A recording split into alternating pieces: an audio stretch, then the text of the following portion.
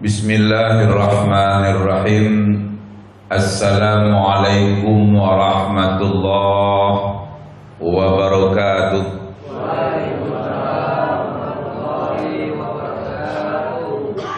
Alhamdulillah.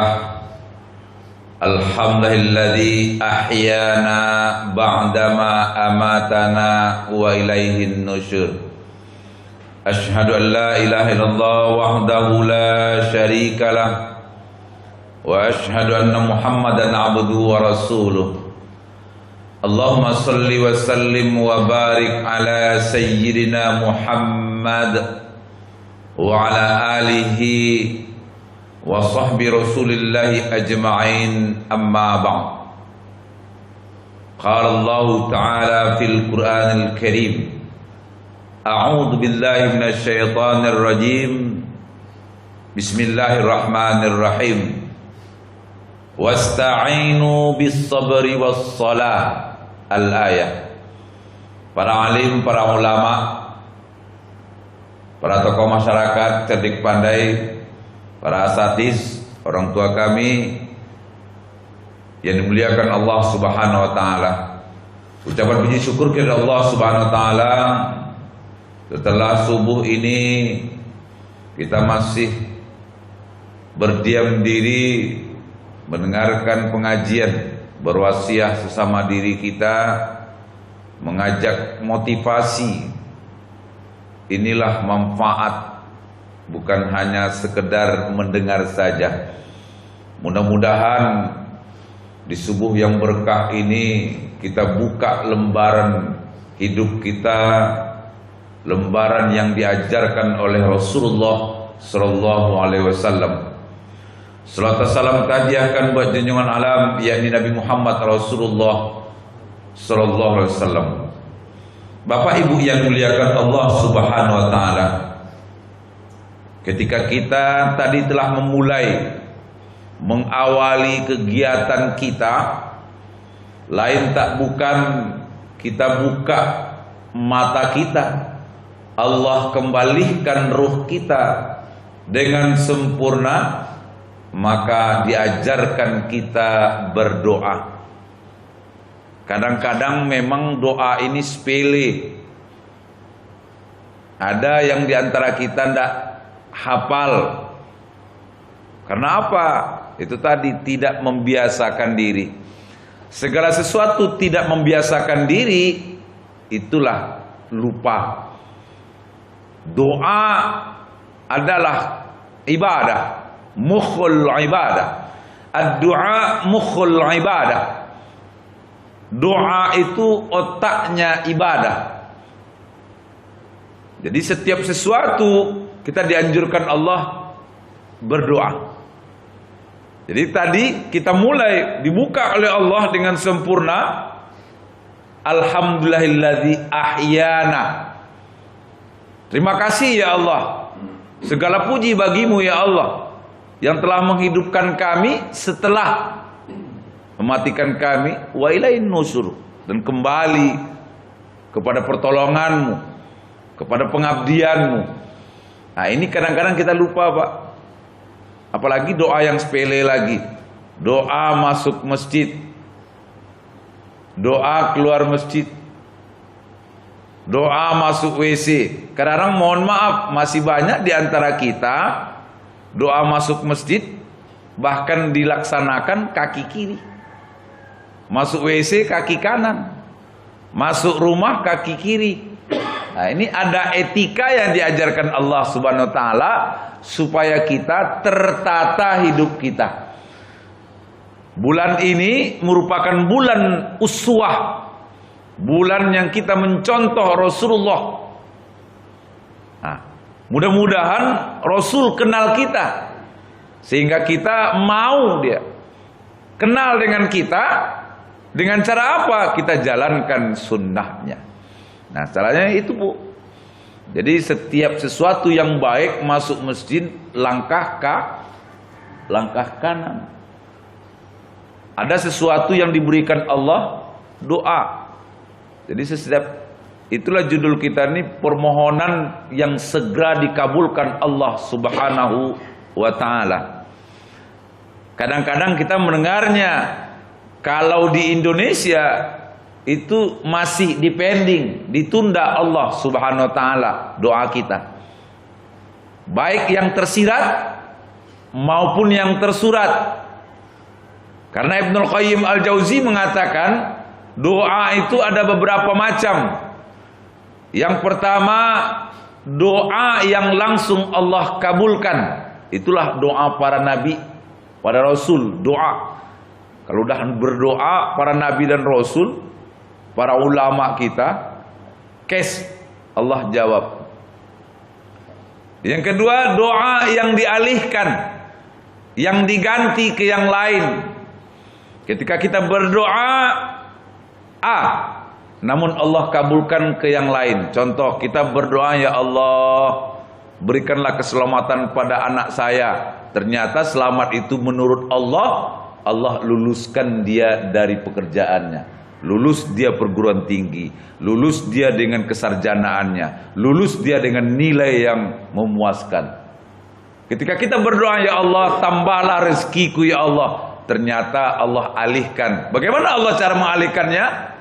Allah berikan yang namanya kedamaian, keberkahan dalam rumah tangga kita. Inilah kunci ketika Allah kita rayu, ketika Allah kita mohonkan. Ini kadang-kadang kita etikanya ini kadang-kadang kita kurang. Bagaimana cara merayu Allah itu? Yang kedua doa. Doa yang kedua adalah tertunda. Yang ketiga doa yang memang ditolak oleh Allah Subhanahu wa taala. Doa apa? Ini doa-doa orang yang tidak beriman. Doa orang yang kufur. Doa kita terhadap orang yang jelek. Itu Allah tolak. Jangan doakan ketika kita sakit hati dengan orang lain, ya Allah matikan dia ya Allah. Jangan. Berarti kita belum yang diajarkan oleh Al-Quran dan Sunnah Rasulullah SAW. Rasul ujiannya ketika ke Taif disampaikan ujiannya berat, Pak. Luka pelipis Rasul dilempar oleh umatnya. Saking gemetarnya malaikat yang gemetar, Bu. Gemes malaikat, kesal malaikat. Wahai Muhammad, pelipismu sudah berdarah, umatmu melemparmu. Gimana kalau seandainya bukit Taif ini saya lemparkan ke mereka, binasa mereka? Muhammad dengan uswahnya, bedanya Muhammad dengan para rasul yang lain, itulah yang dikatakan pedoman, Bu. Para pemimpin, para anbiya wal mursalin. Nah, itu dikatakan setiap doa yang kita panjatkan, ada kita selipkan al-anbiya wal mursalin. Siapa dia? Nabi Muhammad SAW. Apa yang beliau jawab? Wahai malaikat Jibril, mereka tuh tidak tahu saya. Tidak tahu saya. Kalau seandainya mereka tuh tahu saya ini siapa, tidak akan dia lempar saya. Tapi kalau seandainya kita ini hari ini mungkin langsung ditawarkan oleh malaikat Jibril, ini mau diapakan ini orang? Matiin aja lah. Ini kalau kita hari ini nih, kalau kita lagi kesel, pasti tuh, Pak. Ya Allah, udah dilempar kita, udah dicaci maki kita, udah kita bangun masjid, masih pula curiga nih. Ini kebanyakan nih. Beratnya tugas pengurus nih, Pak. Pengalaman pribadi nih. Udah dicantikkan masjid, udah diramaikan masjid, udah disiarkan masjid, masih ada yang sirik. Apa tuh beliau tuh gara-gara piti masjid? Nah, curiga juga nih, Pak. Jangan marah ke jamaah, jangan marah, jangan pula bikin masjid baru. Nah, nih. Mohon ke Allah, ya Allah, diajarkan dalam Al-Baqarah. Bismillahirrahmanirrahim. Wasta'inu bis-sabri was-shalah. Indahnya Al-Quran mengajarkan. Jadi wasta'inu bis-sabri was-shalah. Memohon pertolonganlah kamu dengan cara apa, kata Allah? Bis-sabri, dengan sabar. Jadi sedikit kita diajarkan sabar.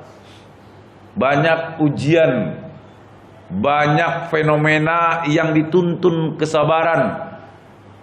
Itu yang saya sampaikan, di Indonesia kita mesti yang namanya sabar. Kadang-kadang enggak. Itulah kadang-kadang kata jamaah, sabar itu ada batasnya, Ustaz.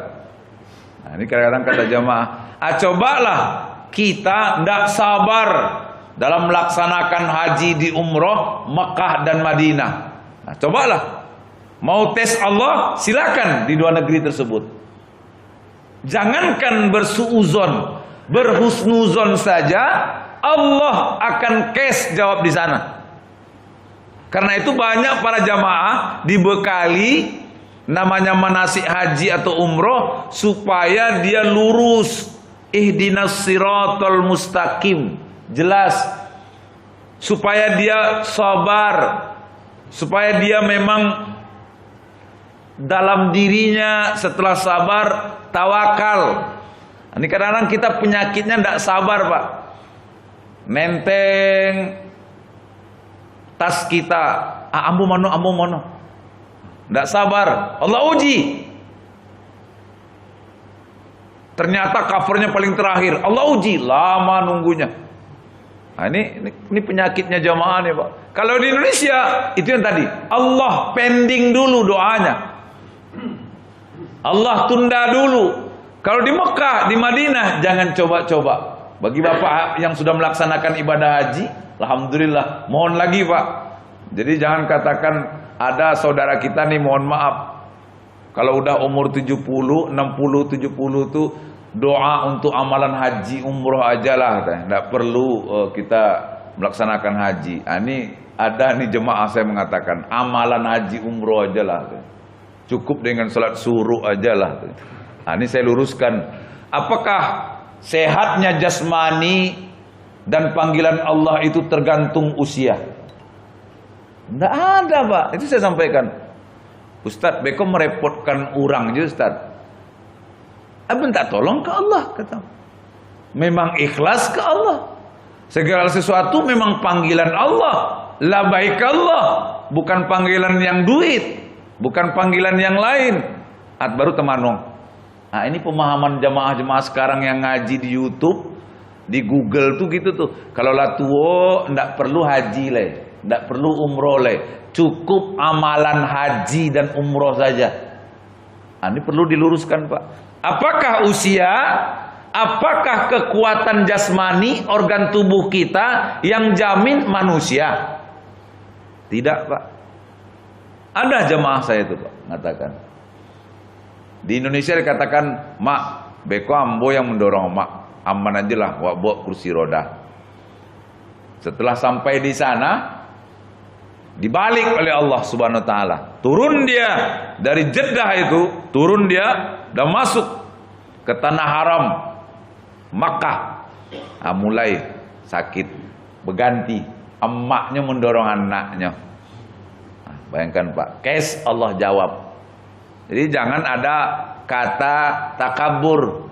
Jangankan takabur, husnuzon aja. Husnuzon, tahu husnuzon, Pak? Curiga yang baik, berprasangka yang baik. Ada tuh jemaah, Bu, sederhana. Saya tanya, saya ajak ke Masjidil Haram, ke Masjid Nabawi. Bapak, nanti jam 2, jam 3 kita bangun. Kemana, Ustaz? Kita ke masjid rame-rame, kita melaksanakan yang sunnah-sunnah. Kita hidupkan malam ini, kita habiskan malam ini dengan beribadah ke Allah. Iya, Ustaz. Ambo jubini ambo. Ya, kan singkat tuh. Ambo jubini ambo. Singkat tuh. Nggak sama ambo do, Pak. Sama bini ambo aja bekok. Husnuzon. Tidak ada kata suuzon. Pergi kami duluan dengan rombongan. Setelah muter-muter-muter, sholat subuh, pas tawaf. Ada tawaf sunnah, pas tawaf, ketemu dengan beliau. Sama siapa, Pak, tadi? Sama ibu. Iya, sama ibu, Pak. Iya, dari hotel tadi sama ibu. Coba Pak tengok sebelah kiri, Pak, yang Pak gandeng itu. Ditengok ya, Pak. Ndak bininya roh. Orang hitam. Orang lain. Nah, awak yang tidak terbiasa mengucapkan astagfirullah, ndeh, kok bini orang lain loh? Jadi kalau seandainya membiasakan diri, lisannya berzikir itu spontan tuh Pak. Jangan ngikut orang yang di sana, di belakang sana, di luar sana, di kedua kopi sana. Artinya apa? Ampe astagfirullah. Jadi kalau kita apapun sesuatu yang mengagetkan, astagfirullah. Sesuatu yang Allah berikan yang luar biasa, itu tadi. Sesuatu yang lebih dahsyat dikatakan, diajarkan dalam agama kita, itu yang dikatakan tadi. Ketika nikmat Allah turunkan luar biasa, jangan ajarkan lidah kita terpleset. Jangan Pak. Ambo banyak kejadian ini yang memberikan pelajaran. Setelah saya tanyakan ke Bapak tadi, ucap istighfar Pak, astagfirullah. Belum juga itu diajarkan oleh Al-Quran, oleh Rasulullah SAW, sholat. Namanya sholat hajat. Jadi sholat itu mengajak kita Pak, menghidupkan sunnah kita, menyadarkan kita. Yang perlu kita sadarkan itu lisan Pak. Kadang-kadang mohon maaf, lisan ini tidak bertulang, tapi bisa menghancurkan negara. Bukan hanya menghancurkan diri sendiri, menghancurkan negara. Gara-gara lisan orang bisa broken.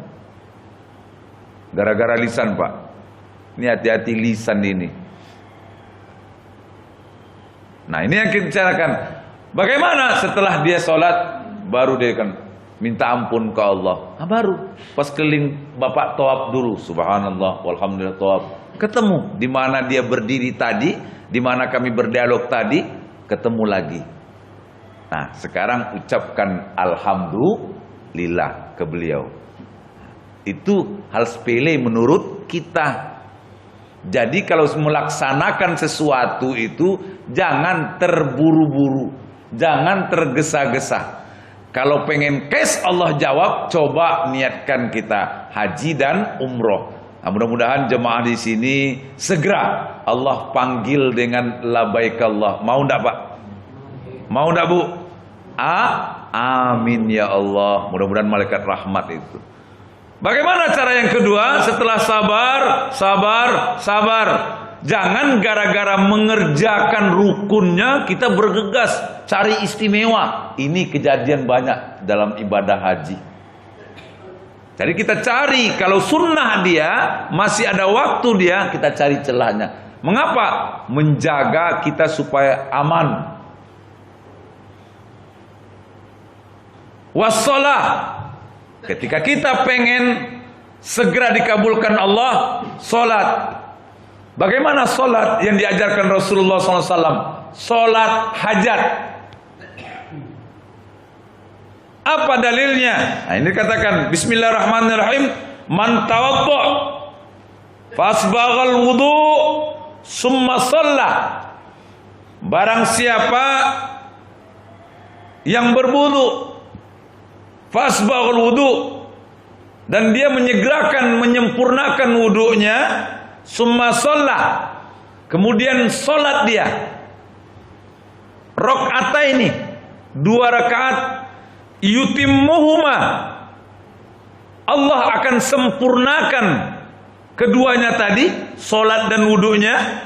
A'tahullah, Allah akan memberikan, Allah akan mengabulkan, Allah akan mengijabah sa'ala terhadap permohonan hambanya, muajjalan, dengan segera, dengan cash, dengan cepat, au muakharan, atau dengan lambat.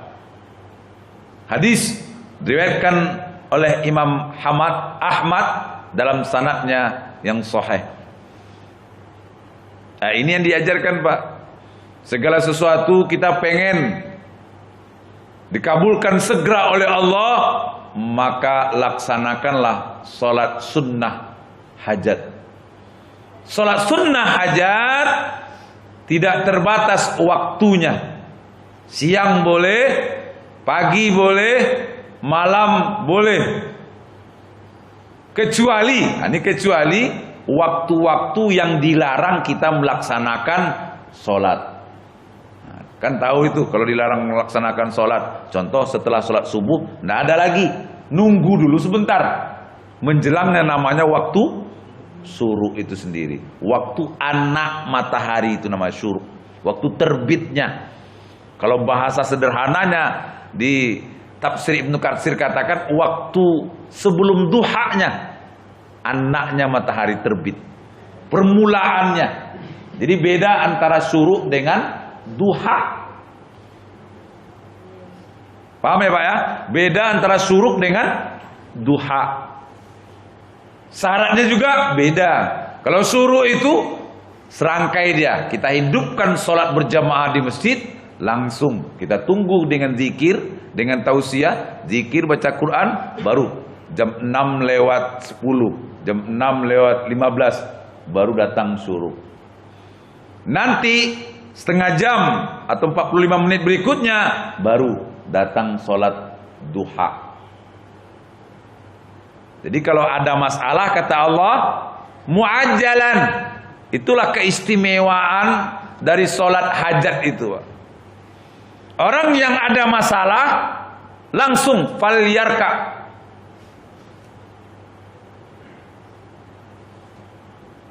Summa sholat. Nah, jadi wudu sempurnakan wudu. Sempurnakan sholat. Imam Al-Ghazali katakan gimana menyempurnakan sholat itu? Sholat itu kalau dalam fikih syaratnya dimulai dari takbiratul ihram dengan niat, diakhiri salam kalau menurut fikih. Itu sholat dengan rukun-rukunnya. Kalau menurut ulama tasawuf, sholat itu rangkaian bacaan yang dibacakan oleh lisannya, dipahami oleh pikirannya, diamalkan oleh hatinya. Itulah yang disampaikan khusyuknya nilai sholat. Karena itu Pak, kadang-kadang dalam sholat kita memang khusyuk ke Allah. Kadang-kadang itu penyakitnya kita tergoyahkan dengan godaan. Sebelum sholat cari kunci tidak dapet loh. Pas dalam sholat terbayang deh setan. Nah, kunci tadi di sini, kunci Honda, kunci rumah terbayang. Nah, ini kerjaannya setan ini, min waswasil khannas. Apalagi sempurnakan rakaat atau gerakan dalam sholatmu. Itu karena itu kalau orang-orang sufi Pak, orang-orang tasawuf, kalau bahasa sederhana sekarang, orang-orang tarekat itu kalau sholat itu lama dia memang sempurnakan. Kalau bahasanya tumakninahnya. Ini belum kawan sampai lagi membaca alif lam mim dan lain sebagainya. Subhana rabbil a'la kita Allahu akbar. Nah, ini jangan pula terlalu lama kalau kita berimam. Kita contoh Rasulullah. Rasul kalau dilihat sahabatnya. Nah, sebelum dimulai sholat dilihat sahabatnya. Kalau seandainya ada sahabat-sahabatnya yang tua, yang sudah lanjut usia, Rasul sadar diri, bacaannya pendek-pendek, sadar dia Pak. Jadi tidak egois Rasulullah. Paling tidak ya wadduha ke bawah lah. Kalau bahasa kita Indonesia sekarang, dilihat itu gunanya Rasulullah. Ayul fulan hadir Rasulullah. Karena itu Rasul setelah sholat, zikir, berdoa, Rasul mengabsen sahabat, bahasa kita sekarang ini. Ayul fulan. Sebaliknya kalau Rasulullah SAW sholat dengan sahabat-sahabat yang kekar, kuat, ada Abu Bakar, ada Umar, ada Ali, ada Sa'ad bin Abi Waqqas. Al-Baqarah abinya serakaat Pak. Al-Baqarah. Lihat kalau dewa abi serakaat Al-Baqarah. Sedang wadduha aja lah minta ampun wadduha loh. Nah, apalagi kalau seandainya yang lain baca lo surat sajadah, lah megang-megang lutut Pak. Kalau ibu-ibu bilo lah kesampainya Pak. Nah, itu tadi. Cuman itu Bu, kalau kita di Indonesia, coba kita sholat di Mekah Madinah, berayun-ayun kita Bu, di dayunya kita, di rayunya kita. Dua lembar, 3 lembar dibaca oleh imam Masjidil Haram, Masjid Nabawi itu Bu, dibuainya kita. Nggak terasa aja. Karena apa? Rumahnya Allah, istimewa. Kita lihat bacaan para imam, memang diseleksi. Nah, itu tadi bertolong-tolong. Yang keistimewaan kedua kata Allah dengan sholat hajatnya, Allah akan kabulkan hajat hamba itu dengan segera.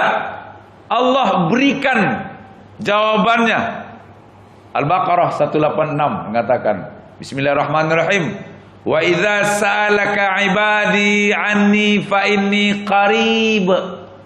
Ujibu da'watad da'i idza da'ani falyastajibuli wal yu'minu bi la'allahum yarsudun. Ini dalil Al-Qur'annya. Jangan galau. Jadi ketika kita ada masalah, ya Allah, SPP anak belum terbayar lagi. SPP yang kuliah nunggak, SPP anak SMA nunggak. Uang belanja anak yang di Jawa nunggak. Ngadu ke Allah. Mohon ke Allah.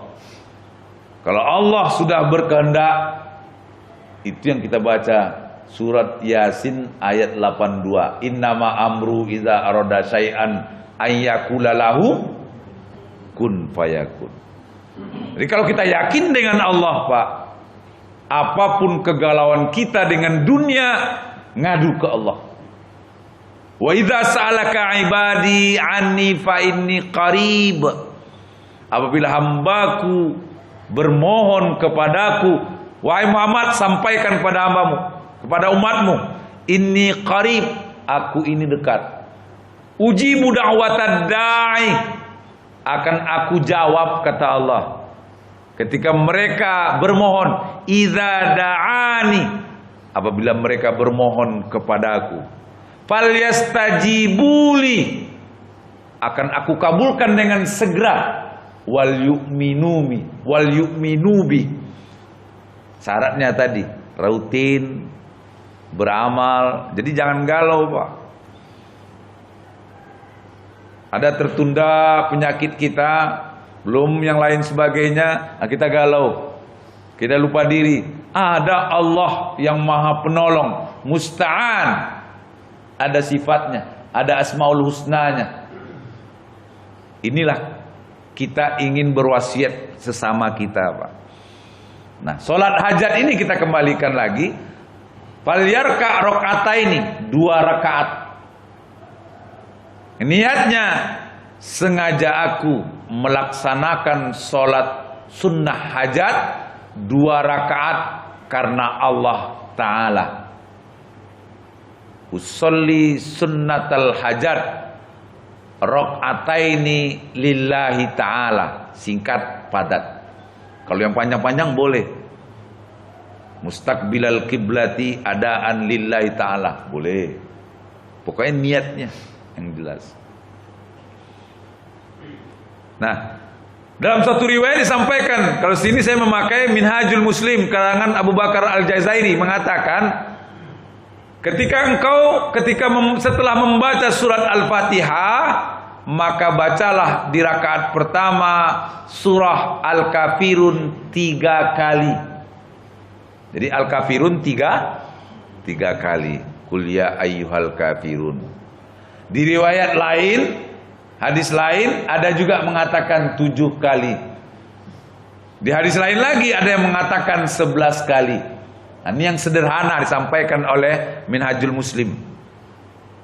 Rakaat yang kedua surat Al-Ikhlas, Qul huwallahu ahad 3 kali. Jadi indah. Al-Kafirun 3 kali rakaat pertama, Al-Ikhlas 3 kali rakaat kedua.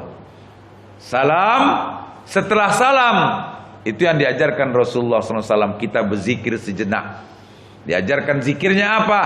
Subhanallah, alhamdulillah, Allahu Akbar, la haula wa la quwata illa billah, hasbunallah ni'mal wakil, ni'mal maula wa ni'man nasir. Tasbihnya para malaikat, subhanallah wa bihamdihi, subhanallahil azim. Yang terakhir baru selawat, Allahumma sholli ala Sayyidina Muhammad. Banyaknya berapa Ustaz? 100 kali. Di 100 subhanallah sampai kepada selawat. Keutamaan sholat sunnah hajat ini apa? Allah akan berikan kesehatan. Allah akan lindungi hambanya dari segala macam cobaan dan ujian. Dalam artian apa? Musibah. Jadi Allah jaga. Jadi kalau orang yang selalu dalam hadis Rasulullah yang diriwayatkan oleh Imam Ahmad dari Abi Hurairah radhiyallahu an, barang siapa yang selalu menghidupkan salat sunnah hajat, Allah akan jaga dia dari segala macam musibah, mara bahaya. Ini. Jadi bahasa dalam indahnya Al-Quran ini, kita hidupkan sholat sunnah hajat ini. Mengapa? Kita ingin berkahnya hidup. Apa arti berkah itu? Menurut Imam Al-Ghazali, sampaikan berkah itu menuai karunia Allah dengan jalan berbagai macam kebajikan. Itu berkah. Kalau Al-Asfihani mengatakan berkah itu ada kebajikan yang tertebar kepada hambanya karena dia bersyukur ke Allah. Bapak Ibu yang dimuliakan Allah Subhanahu wa taala. Jadi indahnya setelah berzikir baru berdoa. Nah, doa ini ada aturannya, ada tata tertibnya. Nah, kalau seandainya kita tidak hafal baca doanya salat sunnah hajat, bahasa kalbu, dengan bahasa Indonesia boleh, dengan kalbu. Asalkan kita puji Allah, ucapan puji kepada Allah, bismillah, alhamdulillah, selawat, baru ya Allah, ya Qawiyun, ya Aziz, dengan doa yang kita panjatkan, yang kita hajatkan. Jadi ngadu ke Allah Subhanahu wa taala. Inilah keistimewaan permohonan yang segera dikabulkan Allah melalui sabar dan salat. Jadi jangan salat itu Bu, kadang-kadang yang disampaikan oleh Rasulullah SAW, jangan engkau mencuri dalam salatmu.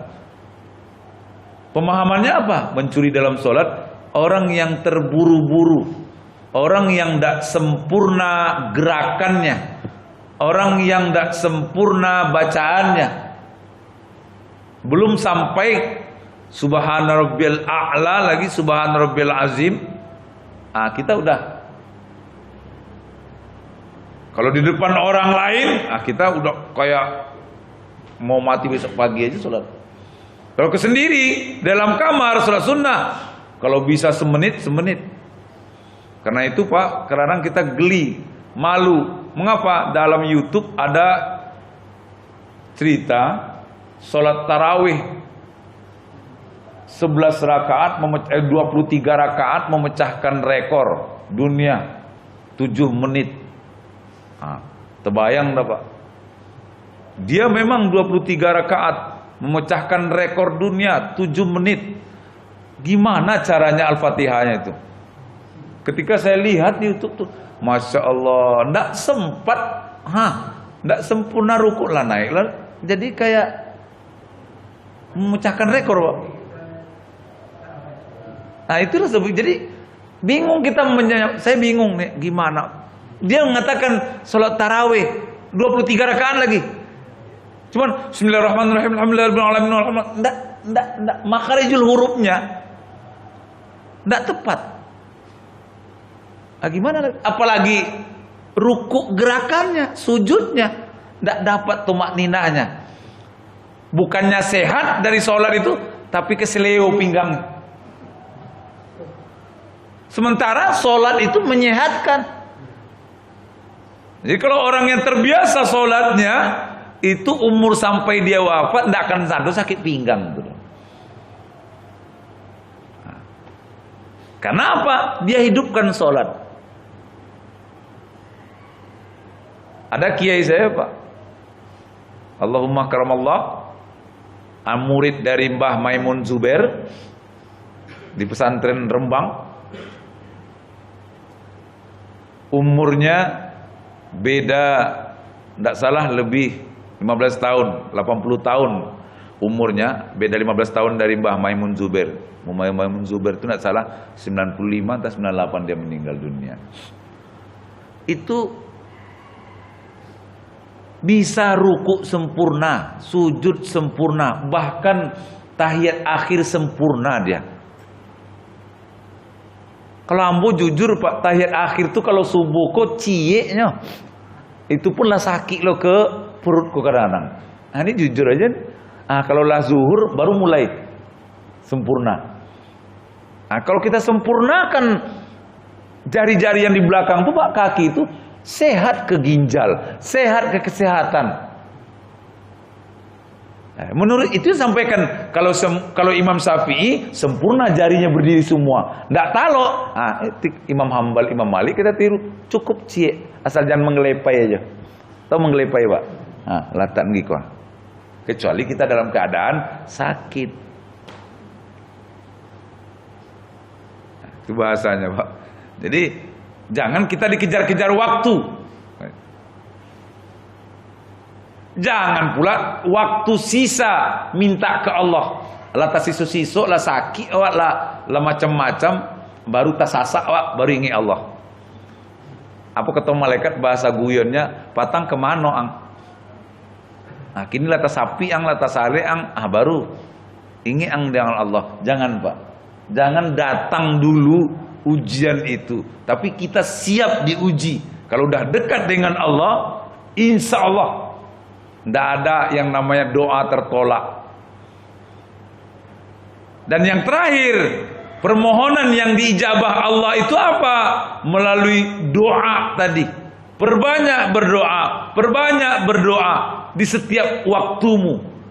Hidupkan zikir dalam hatimu, hidupkan zikir dalam jiwamu, hidupkan zikir dalam kehidupanmu. Insya Allah. Nah, ini kadang-kadang ada, mohon maaf Pak, ada pula pemahaman jamaah sekarang. Ini jamaah sekarang nih Pak, habis sholat kabur dia. Kabur Pak. Alhamdulillah. Nah, ini, berarti ini tanda-tanda. Berapa menit Ustaz? Ini udah suruh nih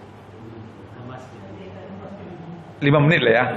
Nah, jadi doa kita sempurnakan, berzikir kita sempurnakan. Habis sholat kita berzikir, kita berdoa. Sekarang saya tanya, melalui pernah dalam suatu riwayat sampaikan Rasulullah pernah menegur sahabat.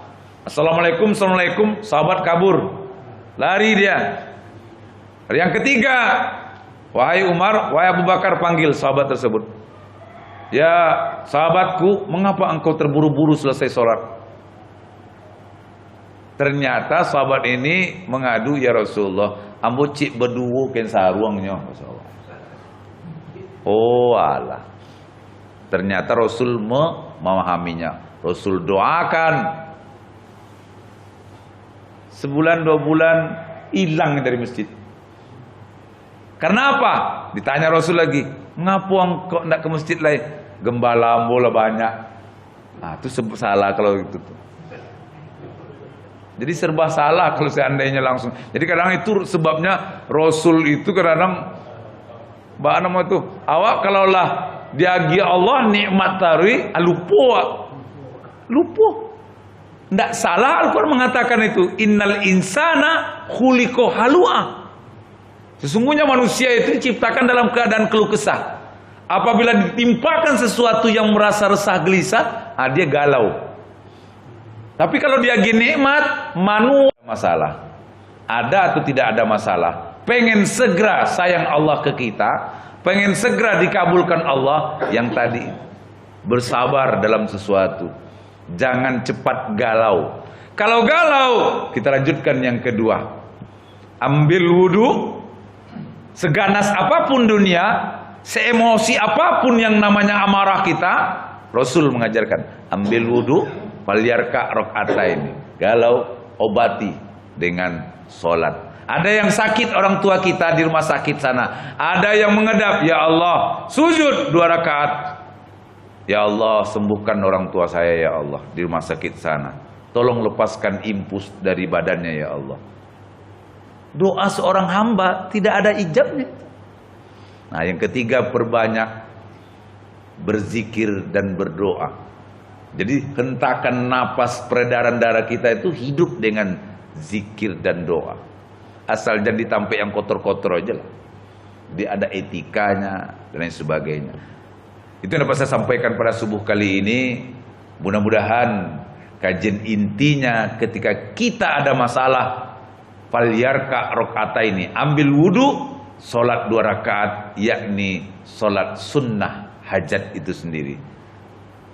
Lebih dan kurang maaf, subhanakallah bihamdik, asyhadu an la ilaha illa anta astaghfiruka wa atubu ilaik. Assalamualaikum warahmatullahi wabarakatuh.